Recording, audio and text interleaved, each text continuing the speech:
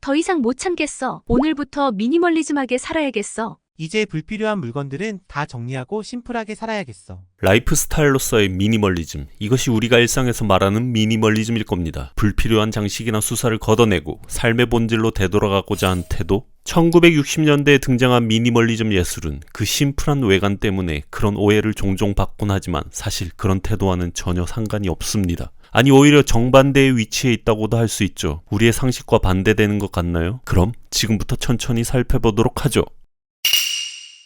우선 이름부터 살펴볼까요? 미니멀리즘이란 용어는 리처드 월하임이란 사람이 지었습니다. 이전에 보지 못하던 작품들이 나타났는데 살펴보니 예술적 내용이 너무나 극히 적다고 붙인 이름이었죠. 사실 미니멀리즘 이전에도 예술적 내용이 거의 전무하다시피 한 사물을 전시에 제출한 작가가 있었습니다. 바로 미술관에 병기를 가져다 놓은 마르실 듀샹입니다. 이전의 작가들이 작품을 손수 제작했다면 듀샹의 레디메이드, 즉 기성품을 미술관에 가져다 놓는 행위는 작가의 지위를 선택과 결정하는 주체로 패러다임을 바꿔놓았습니다. 월하임은 미니멀리즘에서 작가는 작품을 제작하거나 구성하는 것이 아니라 결정이나 제거한다고 말합니다. 그런데 말입니다.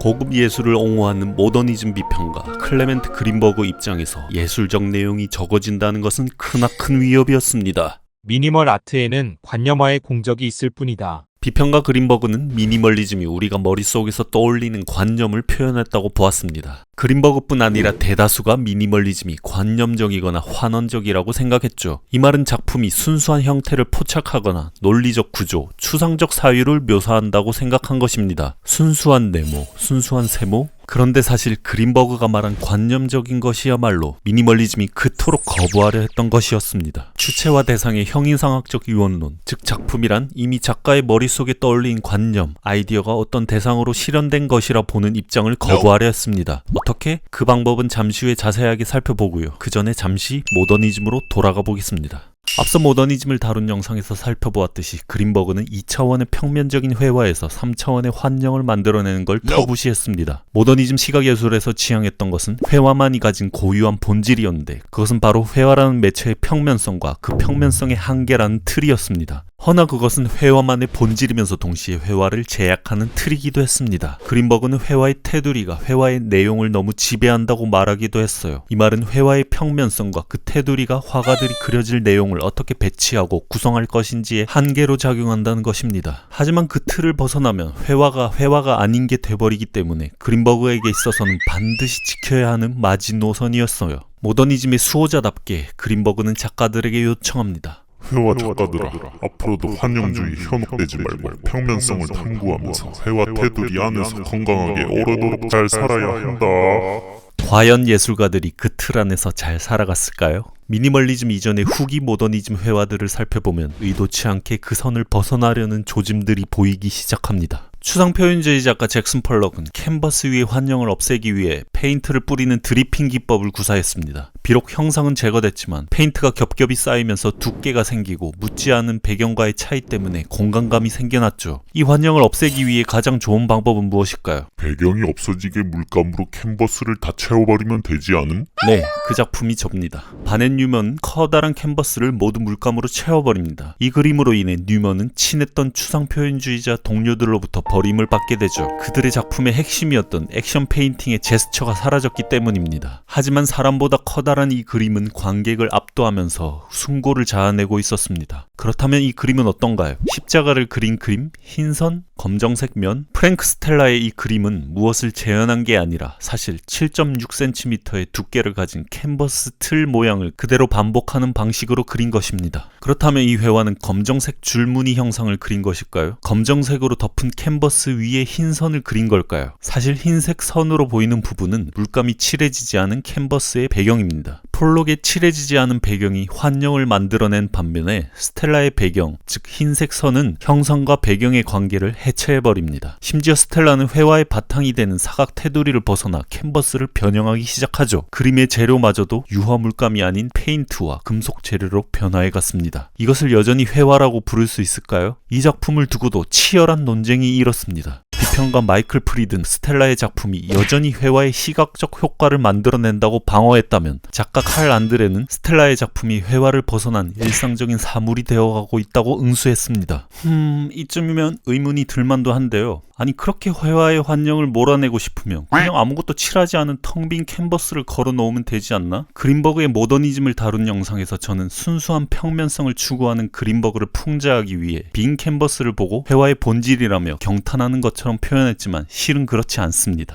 펼쳐놓거나 고정된 캔버스는 이미 회화로서 존재한다. 반드시 성공적이라고는 할 수 없더라도 빈 캔버스는 평면성이라는 회화의 규범을 지키고 있으니까 회화라고 뭐 인정은 해줄게 정도가 그의 입장이었습니다. 그런데 그린버그의 수제자라고도 할 수 있을 만큼 그에게 크게 영향받은 마이클 프리드는 한 발 더 나아가죠. 벽에 걸린 텅 빈 캔버스가 반드시 성공적인 그림은 아니라는 말로는 충분치 않다. 내 생각에 그것은 그림으로 간주될 수 없다는 말이 더 정확할 것이다. 프리드에게 빈 캔버스의 인정은 모더니즘의 근간을 뒤흔들 수 있는 큰 위협이었기 때문입니다. 미니멀리즘 작가 도널드 저드는 모더니즘이 신봉한 회화의 규범은 그저 화가들이 관례적으로 지켜온 것일 뿐 넘어설 수 있는 것이라 생각했죠. 그린버그는 회화가 자기 자신이 아닌 다른 대상을 그려 환영을 만들어내는 것을 포기하고 평면성이란 회화의 본질을 드러내고 탐구해야 한다고 요청했죠. 그런데 저드는 아이러니하게도 그린버그의 말을 고지고대로 받아들여서 회화의 본질을 드러내기 위해 회화의 본질을 넘어서 버립니다.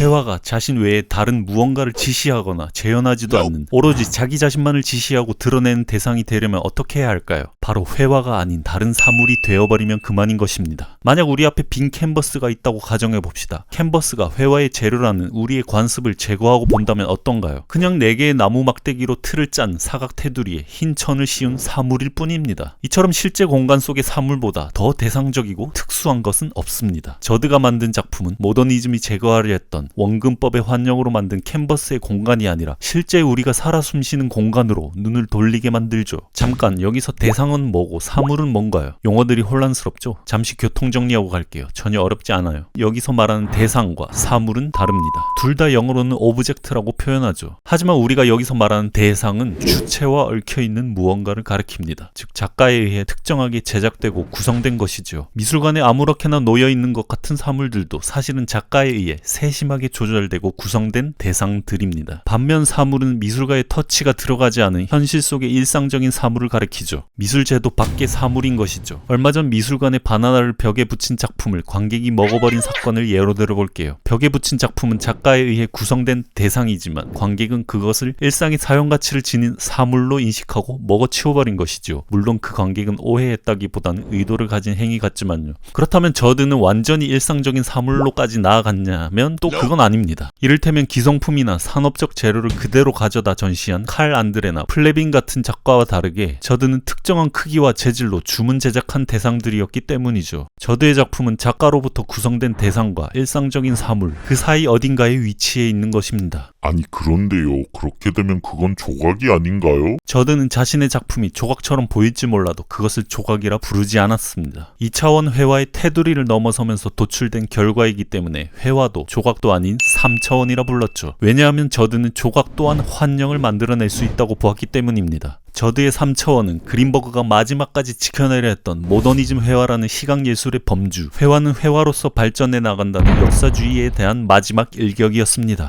미술작가이자 이론가이기도 했던 저드는 미니멀리즘을 정의하기 위해 특수한 대상이란 글을 남겼죠. 예술 작품은 단지 관심을 끌기만 하면 된다. 저드가 말하는 특수한 대상은 회화나 조각과 다르기 때문에 어떠한 재료나 형태 그 무엇이든 가능하다고 보았습니다. 미술비평가 할 포스터가 보기에 예술작품은 단지 관심을 끌기만 하면 된다는 저드의 발언은 그 악명 높은 아방가르드적 입장에 도달한 것이었습니다. 일단 유명해져라. 그렇다면 사람들은 당신이 똥을 싸도 박수를 쳐줄 것이다. 라는 문장을 떠올리게 만들죠. 사실 이건 앤디 워홀의 발언이 아닙니다. 포스트 모더니즘의 깊이 없고 표피적인 팝아트에 대해 비난하는 대중의 무의식이 만들어낸 가짜 명언이죠. 지금 이게 중요한 게 아니고 그렇다면 저드는 왜 관심에 주목했을까요? 그건 바로 관심이 그린버그가 가장 중요시했던 모더니즘의 질과 대립하기 때문입니다. 작품의 질은 어떻게 평가할까요? 과거 위대한 거장의 작품에서부터 오늘날 현대미술까지 쫙 펼쳐놓고 이미 정해진 규범적 비평의 기준에 따라 평가 내리게 되죠. 하지만 아방가르드가 의도한 관심의 촉발은 앞서 비평가들이 다루는 미학적 범주들을 시험하고 고정된 형식들을 위반하고 인식론적으로 파열시키는 것을 통해 나타납니다. 저드가 회화와 조각의 범주를 벗어난 작품을 만들어서 모더니즘 비평가들의 분노와 관심을 불러일으키는 것처럼 말이죠. 물론 오늘날의 관심은 관심을 위한 관심, 관종짓이랑 클리셰가 되어버린 부정적 뉘앙스가 강하지만 과거 아방가르드에게 관심은 기존의 틀을 붕괴시키는 비판적 도구였던 셈입니다. 저드의 작품이 회화로부터 출발해 회화도 조각도 아닌 3차원으로 나아갔다면 또 다른 미니멀리즘 작가 로버트 모리스의 작품은 조각으로부터 출발했고 여전히 조각이란 범주를 고수했습니다. 그럼 모더니즘 조각에 포함되는 거 아닌가 싶지만 실상은 그렇지 않습니다. 모리스의 말을 들어보시죠. 왜 관객을 뒤덮을 정도로 작품을 크게 만들지 않았나요? 저는 기념비를 만드는 것이 아닙니다. 그러면 왜 관객이 위에서 내려다볼 수 있도록 작게 만들지 않았나요? 저는 오브제를 만드는 것이 아닙니다. 지금 보는 모리스의 작품은 조각처럼 좌대에 놓여있지도 않고 관객을 압도하는 기념비 규모의 작품도 아닙니다. 인간의 신체와 비슷한 규모로 만들어진 같은 형태의 구조물들이죠. 이것을 모리스는 단일 형태라고 불렀습니다.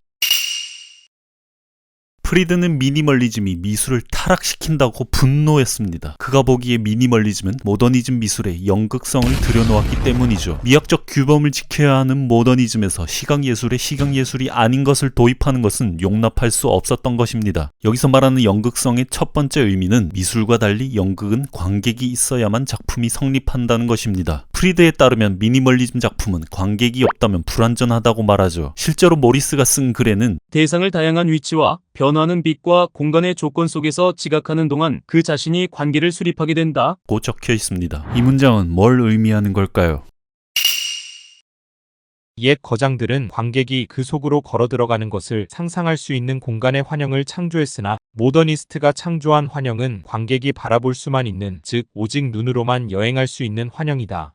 모더니즘 미술에서 관객은 신체 없는 눈만 가진 주체였습니다. 그런데 모리스가 설치한 L자 형태의 세 개의 구조물은 한눈에 파악되는 자그마한 오브제도 아니고 물러서서 보아야 하는 거대한 기념비도 아닌 어정쩡한 인간과 비슷한 크기였습니다. 구조물을 파악하기 위해서 관객은 어쩔 수 없이 다가가기도 하고 물러서기도 해야 하는 움직임을 필요로 합니다. 그렇습니다. 드디어 신체를 가진 관객이 탄생한 것입니다. 미니멀리즘은 하나의 완결된 확신의 작품이 아니라 관객이 서 있는 위치와 미술관의 조명, 거리에 따라 서로 다르게 지각되면서 끊임없이 바뀝니다. 저드와 마찬가지로 모리스는 추상 표현주의에 남아있던 작가의 손길을 제거하고 밋밋한 구조물만을 남겨놓았죠. 작가의 구성이 사라진 구조물은 주체의 대상이 아니라 현실의 공간에 놓인 사물이 되는 것입니다. 유일무이한 작품을 창조하던 작가는 죽음을 맞이하고 시시각각 변하는 지각에 따라 작품을 해석하는 관객이 탄생한 것입니다.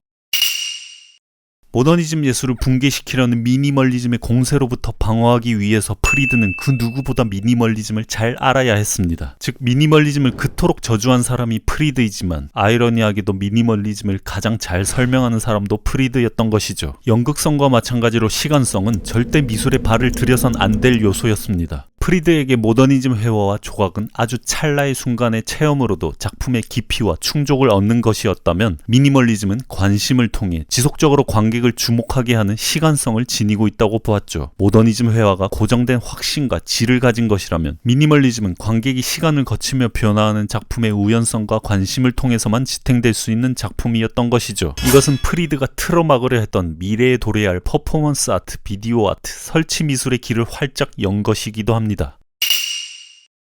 프리드는 일찍이 미니멀리즘이 미술계에 병기라는 폭탄을 던진 아방가르드 뒤샹의 후예란 것을 눈치챘습니다. 그가 쓴 미술과 사물성을 살펴보면 첫 문장에서부터 미니멀리즘을 두고 대체로 이데올로기적이라고 규정하고 시작합니다. 대부분의 비평가들이 미니멀리즘은 예술적 내용이 극히 적은 비이데올로기적인 예술로 본 것과는 다르게 미니멀리즘을 간파했던 것이죠. 미니멀리즘은 아방가르드와 같이 모더니즘 미학의 부분까지 있어가 반드시 지켜야 할 이상이 아니라 여러 다른 이데올로기 중 하나의 불과하다는 것을 고발했던 것입니다. 실제로 미니멀리즘은 이후에 등장할 네오 아방가르드의 디딤돌이 되었습니다. 즉 그린버그식의 예술의 본질을 찾으려 하지 않고 미술의 제도적 한계를 위반하며 미술 제도의 형식적 자율성을 부정하고 미술의 종말을 선포하는 것이 예견되어 있었던 것입니다. 그린버그와 프리드는 아방가르드가 하는 짓들을 객기나 유아적인 것으로 보았죠. 그들에게 중요한 것은 미술을 미술로 규정할 수 있는 형식, 틀인데 미니멀리즘의 위반은 틀에 담을 수 없는 사건이나 사물의 즉물성, 즉 일어난 그대로 있는 그대로의 사건이나 사물만을 얻을 뿐이었기 때문입니다. 미니멀리즘 작가들이 회화의 형식을 그저 화가들이 응당 지켜온 관습으로 간파했듯이 사실 이 형식은 18세기 계몽주의 시대에 확립된 서로 다른 미학 분과의 고유한 영역일 뿐이었죠. 그런데 미니멀리즘은 각각 시간 예술, 공간 예술의 질서를 공경에 빠뜨리는 미꾸라지 같은 녀석이었던 셈이죠. 프리드는 예술의 개념이 오직 개별 예술들 안에서만 의미가 있는 것이지 예술들 사이에 있는 것은 연극이라고 비난했습니다. 결국 프리드는 시각 예술에 시간을 들여놓으면 안 되기 때문에 연극은 곧 미술의 부정이라며 미니멀리즘을 고발합니다. 할 포스터는 프리드의 이 기소장이 실은 형식주의 모더니즘의 유언장이었다고 말합니다. 이미 현실에서 계몽주의 미학의 체계는 붕괴가 진행되고 있었으나 미네르바의 부엉이처럼 뒤늦게 황혼에서야 그 붕괴를 알아차렸던 프리드는 그것을 틀어막을 수는 없었던 것입니다. 다음 챕터로 넘어가기 전에 잠시 제가 던졌던 떡밥을 회수하고 넘어갈게요. 이미 눈치채셨겠지만 우리가 살펴본 것처럼 미니멀리즘은 산만하고 어지러운 상태를 정리하고 쓸모없는 것들을 정리하여 단순함을 추구하는 것과는 아주 거리가 멉니다. 미니멀리즘 작품은 그 외관과 다르게 오히려 제도가 정해놓은 틀을 어지럽히고 관념적인 것을 거부했죠. 마이클 프리드는 자신의 글 말미에서 모더니즘 회화와 조각이 가진 의미 충만한 계시의 순간을 거론하며 현재성은 은총이다 라는 문장으로 끝을 맺습니다. 이처럼 신실한 청교도적 태도로 모더니즘 예술을 지켜내려 했던 프리드의 태도가 청빈한 삶을 추구하는 라이프 스타일로서의 미니멀리즘에 더 가까운 것은 아닐까요? 한편 미니멀리즘이 더욱 의미심장한 것은 팝아트와 더불어 후기 모더니즘 미술과 단절하는 동시에 포스트 모더니즘의 시작을 알리는 신호탄이기 때문입니다. 할 포스터는 미니멀리즘과 팝아트가 모더니즘과 대중문화의 변증법 속에 들어있던 동일한 계기에서 생겨난 반응이라고 봅니다. 미니멀리즘은 미학적 자율성을 통해 고급 미술과 저급 대중문화 모두에 정하지만 문화활동 정도로 그 영향은 미약해져 버리죠. 반면 팝아트는 고급 미술과 저급 대중문화의 허구적 통합을 이뤄내지만 자본주의의 스펙터클한 문화산업의 비판자인 동시에 하청업자가 되어버립니다. 특히 포스터는 미니멀리즘이 주목하는 현전, 지금 여기를 물리적으로 강조하는 것은 단지 현상학의 영향에 불과한 것이 아니라 게오르그 루카치 이래 자본주의 동력학과에 결부되어 온 역사의 물화와 주체의 파편화에 대한 비판이라고 주장합니다. 뭔가 어마무시한 것 같은데 듣다 보면 이해가 되니 조금씩 따라가 보도록 하죠. 미니멀리즘과 팝아트가 등장한 1960년대는 제가 다른 영상에서 다뤘던 포스트 모더니즘을 분석한 프레드릭 제임슨의 말처럼 마침내 모든 깊이, 특히 역사성 자체가 소멸되고 뒤이어 혼속모방과 노스텔지어 예술이 등장하는 시기인 것이죠. 팝아트와 미니멀리즘은 역사적 깊이가 사라진 시대에 깊이를 되찾을 것이 아니라 오히려 당대의 피상성을 고집스럽게 추구했습니다. 포스터에 따르면 팝아트와 미니멀리즘은 모두 자본주의의 수열적 생산 및 소비라는 새로운 질서를 가리키고 있다고 말합니다. 수열성이란 개념이 낯선데 영어로는 시리얼, 순차적인, 계속하는 이란 의미이고 드라마 연속극, 연장 영화 등에도 쓰이는 단어죠. 무언가 반복되는 뉘앙스가 있는 것 같죠. 조금 더 쉬운 사례를 들어보죠.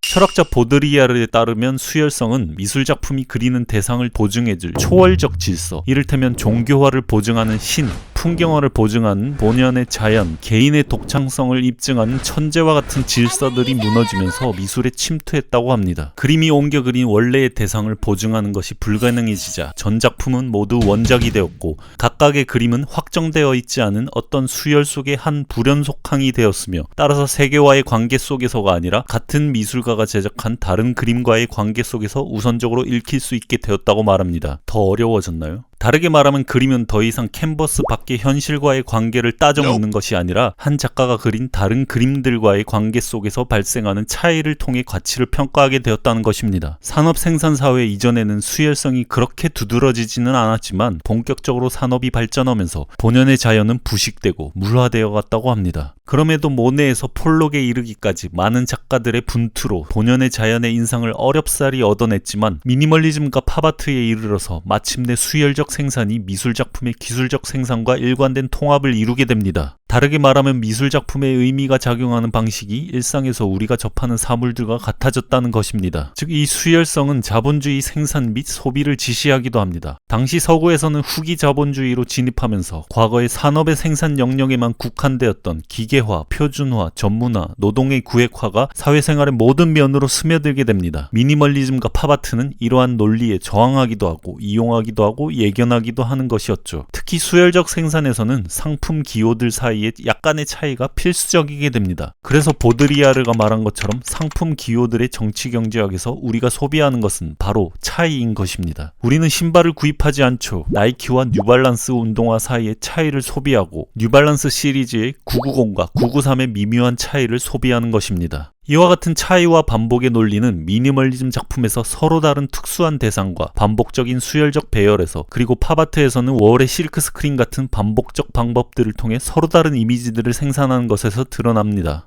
지금까지 살펴본 것처럼 미니멀리즘은 자본주의에 의해 물화된 자연과 상품의 이미지가 축적된 스펙타클로 둘러싸인 세계로부터 벗어나 삶의 본질을 찾고 간결한 삶을 지향하는 라이프 스타일과는 거리가 멉니다. 아니, 오히려 반짝거리는 표피의 세계 속으로 들어가 그것들과 함께 살아가며 그 논리를 반복하죠. 결론적으로 팝아트와 미니멀리즘은 세계에 대한 재현을 포기하고 표피적인 것에 몰두한 것으로 보이지만, 오히려 그 피상성으로 인해 그 어느 것보다 우리가 살고 있는 세계를 투명하게 드러내고 있다는 점에서 리얼리즘이라 불러도 마땅할 것 같습니다.